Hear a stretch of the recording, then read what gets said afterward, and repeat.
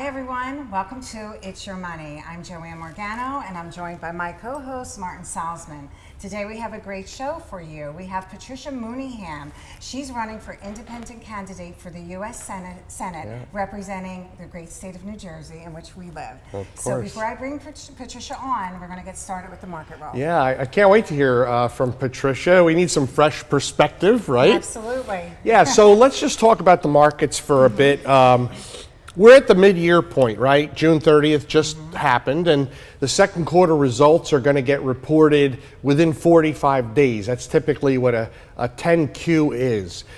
So either sometime in July or up until, say, the 15th of August, we'll be hearing from America's brightest and best companies, and it'll be interesting to see if their earning reports are constructive and if the CEO's future thoughts about their businesses are going to be good. You know, have you had any thoughts on this at all?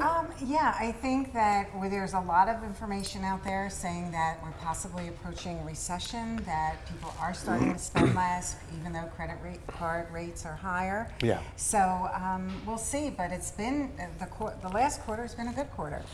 You know, it's funny. From a market perspective, the first quarter of the year was extremely strong because we were AI'd to death, right? And the Magnificent Seven and a lot of things went up. But the second quarter's results for many companies in terms of their trading wasn't as good.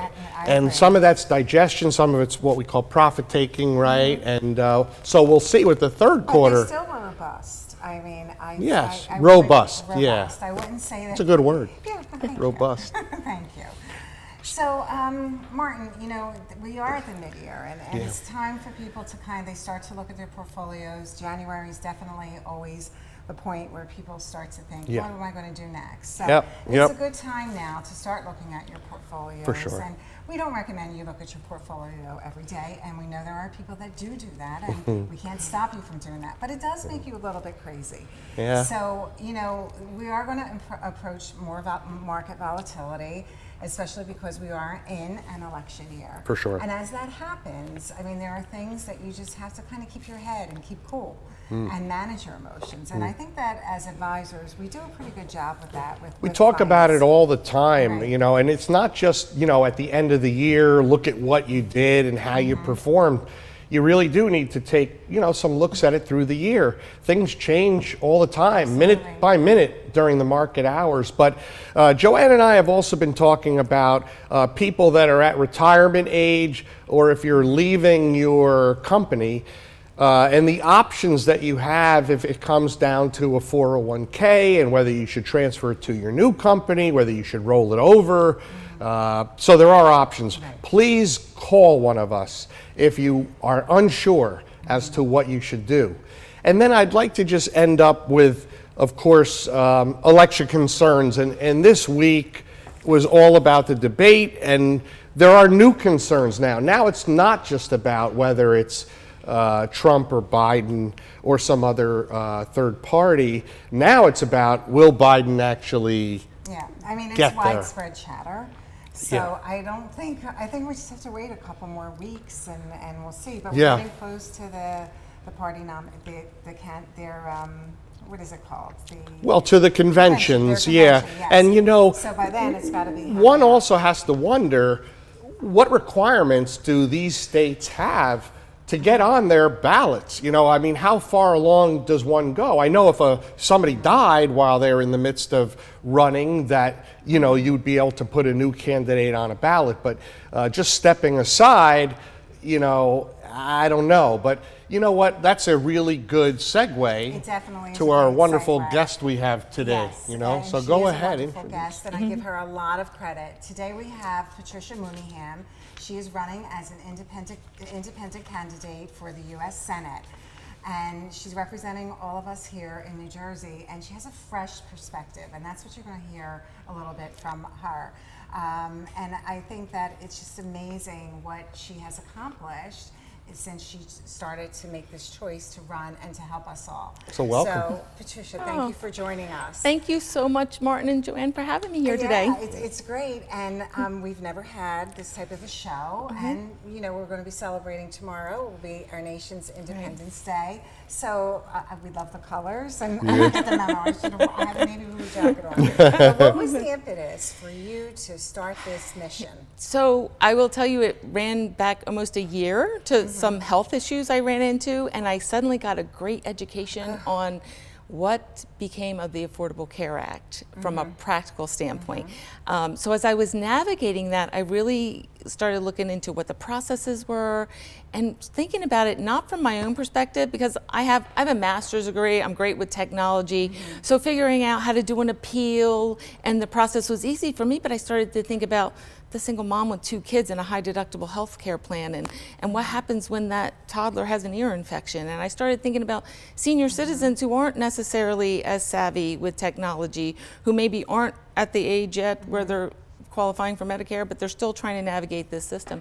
So I really started talking to a friend of mine who's another coach. I actually have an executive leadership coaching certification. So I do coaching and talk to a lot of people, but he was like, you're so passionate and you really care about people, so why are you not running? It had never occurred to me to be a political candidate. I have years of experience in higher education, early childhood education. I did mission work in Haiti, so I've seen immigration from both sides of the border and the challenges from both sides of the border. I've taught ESL classes, so I've worked with immigrants here in the US going through the process, and hear some of their stories about people who have come in not through the process and what can happen through there. So a lot of experiences I've experienced in corporate America with continuous process improvement, which I think our country could benefit a little bit from continuous process improvement. Just a little bit. Right. So it really led me down a path of research. I've learned so much. I'm a stay a student kind of person, though, really where the two-party system has led us politically. We're stuck. People so much think that they're either red or blue, and those are the only choices. And I've been telling people, I'm not red or blue. I'm for the red, white, and blue. Let's get back to some fundamental things that can really help the country in the whole, because they're so spread apart on so many issues, when really the answers are usually somewhere in the middle. They're not black or white. They're usually gray. So Patricia, I did a lot of reading about your background, and it's very impressive. And Joanne and I want to thank you for at least striving to serve for public office. I mean, it's not an easy thing, and we all know that. I wish you the best. It's not easy, the path you're choosing, because there's so much money behind the machines, which are the Democratic and Republican machines. So we wish you all the best, and it gives our viewers an opportunity to meet somebody unique and who is qualified and has a lot in their background. So I just want to ask you, about your campaign slogan. Can you tell our viewers about it and why? My campaign slogan came about from, there's a saying from Maya Angelou, and it's, you do your best. And when you know better, you do better. And I actually used that a lot when I was in management, because I would be training other managers and I'd be like, look, everybody's best is different. But as you learn, you do better. And then when this came about, I felt like our voters really need more information. They're hearing a lot of opinions, they're in a lot of passion in different directions, but they really need facts and data. Facts and data are where the best decisions are made. And so we came up with the slogan, when you know better, do better, vote better.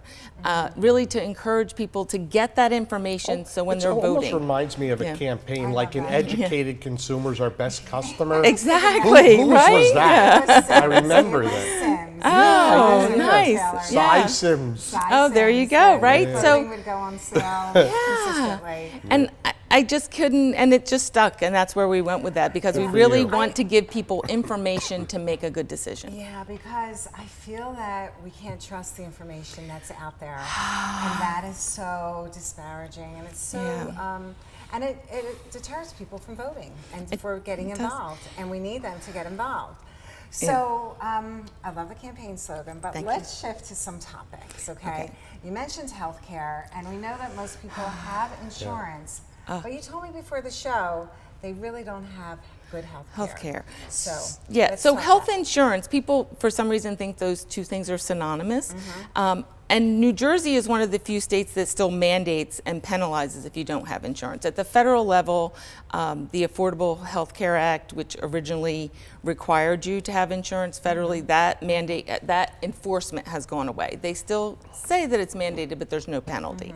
But for most folks, though, they may have insurance, but if I have a high deductible health care plan, which has gone from pre-affordable health care 19-20%. Then when it was originally established, companies were like, oh, this is a great cost saving, went up to about 32. Now it's trending toward about 60%, and in some states is as high as almost 80% of these high deductible health care plans. So what that means is you have to reach a certain spending limit before your health care will kick in. Now, basics, a yearly exam, your yearly blood work, things like that are covered, but a lot of the things that people will actually go to a doctor for are not there. So they kind of share, you know, like I said, so I have a toddler with an ear infection.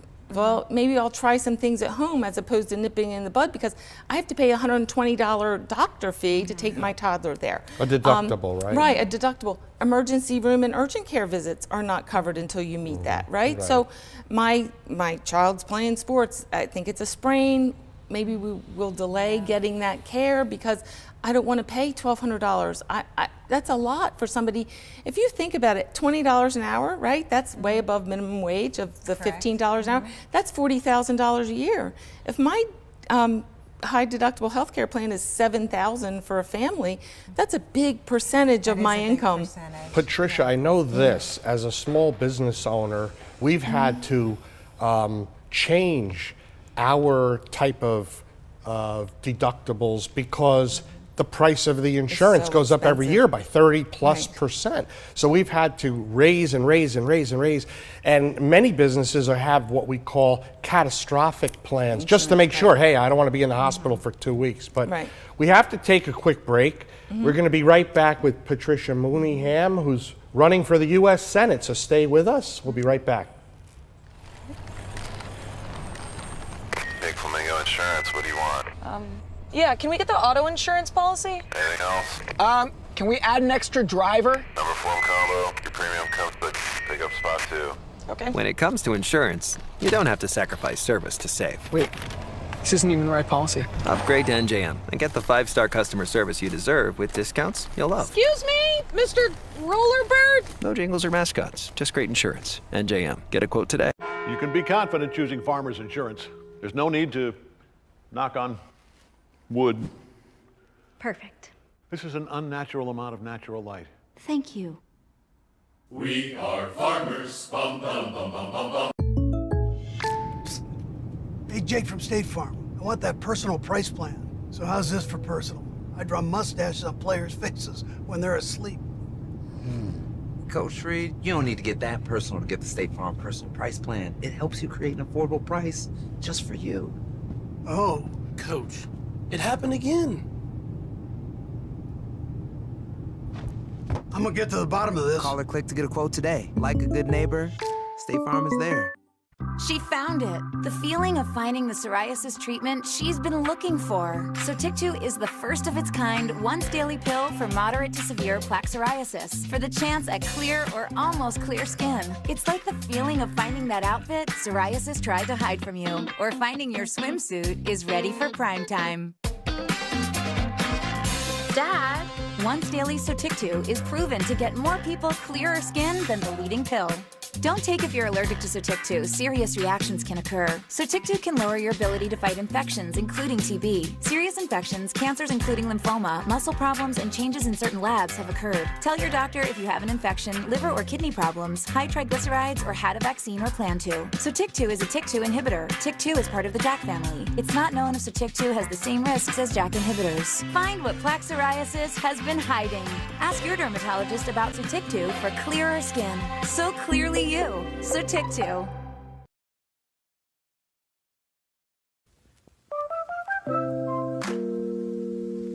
Hi, my name is Dave, and I am Metro. Hi, I'm Andrea. I am Metro.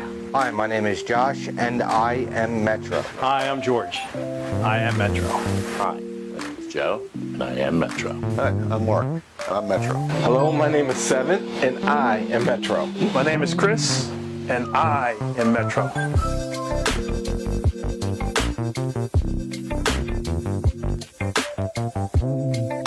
I am Michael Barretto, President and Founder of Metropolis Passenger Logistics, and we are Metro.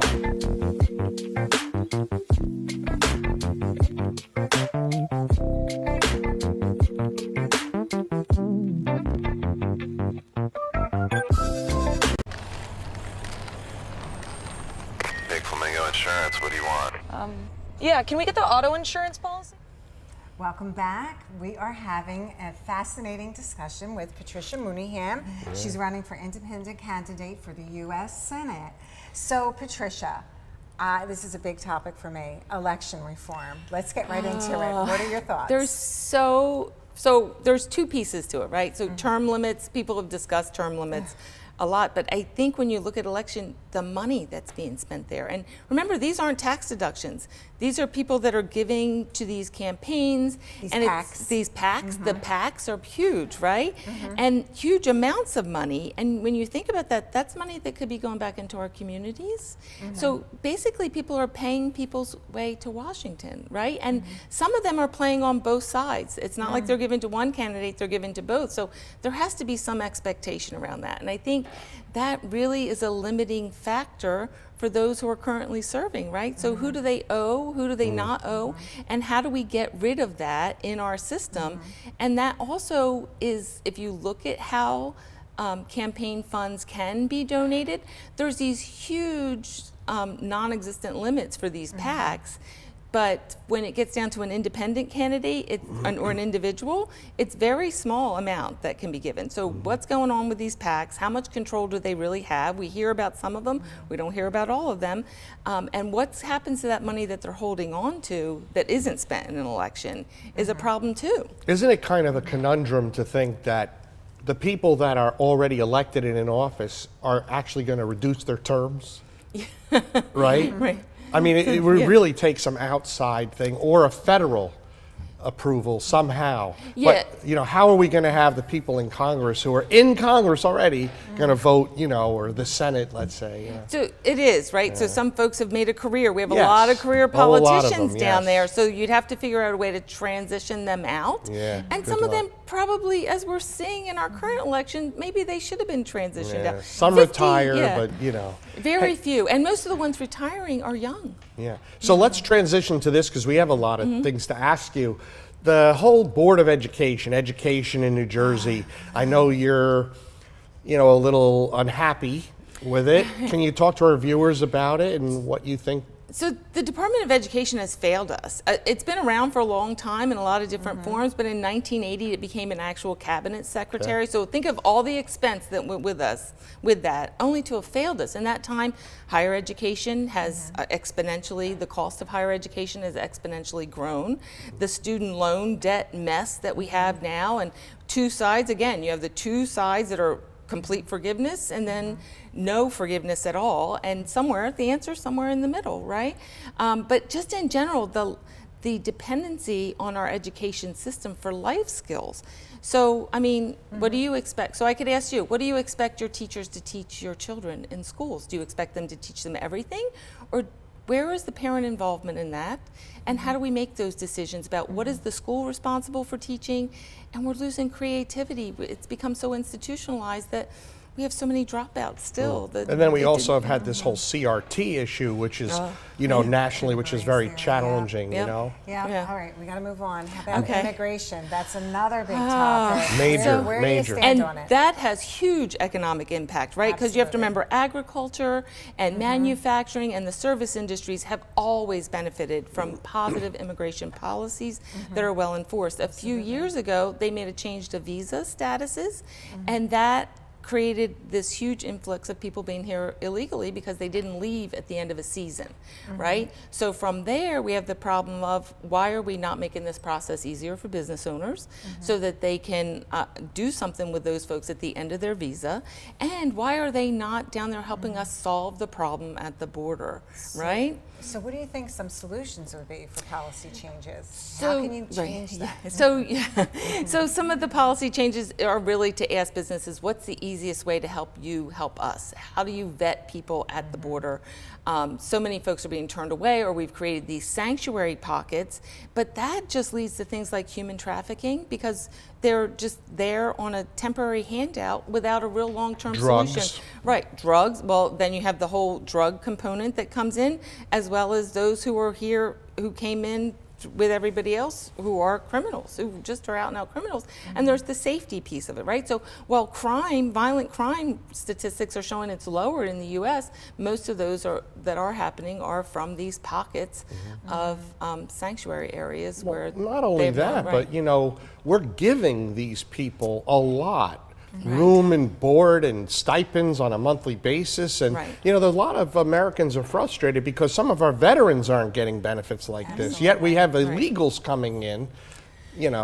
So and who is helping that? So that's why I'm saying we need to go to private industry and ask them to kind of be involved in the solution. So how best can we vet the people that we want to come in and help those industries, and how not? I mean, Mexico is not helping the problem, right? So they've benefited most from, it's the North American Free Trade Agreement, which is now renamed to the US-Mexico-Canada Agreement or something like that. Happened in 2020.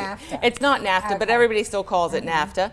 But they've benefited most, but they're saying they can't afford to help us in this, but everybody's funneling through there. And unfortunately, the perception is that most of these illegal immigrants are of Mexican nationality, when that's not the case at all. They're coming from, I think, Guatemala has all teenagers coming China, in. Venezuela, even. right? Haiti with all its disruptions, but they're funneling through Mexico. So there should be some shared responsibility with that, or maybe we need to push back on that trade agreement because they benefited most from it. But as somebody who's running for the U.S. Senate, you're not against immigrants coming in. You just want it being done legally and properly, responsibly. Right, because if you talk to people who are here who have gone through the broken process and they're honoring those laws, it's really offensive to them that other people are getting a free ride and this hand-holding, right? So we really just want to fix the broken process and really look at what is that visa process? Why is it taking so long to either bring people in, decide if they qualify for asylum, or turn them away and send them back to where then they become the problem of the other side of the border.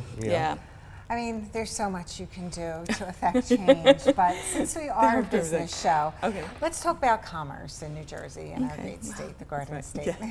So obviously, we want to create opportunities where we can. I think you'll see a lot of those at the local level. We want New Jersey to be an inviting place for people to do business, whether those are companies from in the U.S. or even international companies. We do have some opportunities with international companies coming into New Jersey and creating those tax incentives short term. I think that's where a lot of people locally get concerned, right? I'm paying my ratables, but you're going to let some other company come in for 5 years and not contribute to the tax base. But long term, that provides jobs, and it does provide benefits to the state of New Jersey. We want to keep growing our economy here. I think that's important. Over the course of several governors' terms, there was always seemingly like a push to make New Jersey a biotechnology state. I haven't really heard that as much lately, because we do have some large pharma companies here, and we do have some biotech, but I'm not hearing that promoted on a state level like it used to. Yeah, no, you're hearing more about the clean energy, being the clean energy state, and those very aggressive policies around that, and some of which have blown up on this administration. We've seen some negatives around that and some pushback, and is it really the best thing for the state and the people in the state? We have seen a lot of opportunity from the cannabis industry in New Jersey. It was a really great thing that we took a lead on that. Unfortunately, our representation in Washington didn't do its part to help support us in that. And I think that's something that really needs to be looked at, is what is the support we're getting in Washington for the initiatives we want to happen at the state level? Well, certainly on a cannabis front, I mean, there are tax dollars that are coming in. But New Jersey's also a tourism state. We have a shoreline that's unbelievable. It's beautiful. Right? And we're in jeopardy. And we're also between New York and Philadelphia. So there are lots of things that, can happen within. We have ports that, container ships come in, and you know, the border also on the Delaware side too. So we are an important part of the Homeland Security equation in the U.S. because we are right in the middle of the D.C. New York corridor. But it is a huge opportunity, as you said, tourism. That's been all up and down the coast. We want to protect that as much as we want clean energy. We want to make sure we're protecting that because there's a lot of revenue and people's livelihoods that are dependent on the tourist industry. do you have a comment real quick, because we're running out of some time? We still have a little time, but this notion about how so many people are leaving New York, New Jersey, moving to the Carolinas, Florida, you know, property taxes are still very high And they get hit here. with a big exit tax, Yes. too. Oh, I know, because I actually have a real estate license, so I do understand some of that. And that whole exit tax of 2%, and what are we doing about that? Let's get rid of that. So, yeah, I think we need to make it a more attractive place to be, right? So we do need some controls on the property taxes. And that's the thing, taxes would be great if people were getting something in return from them.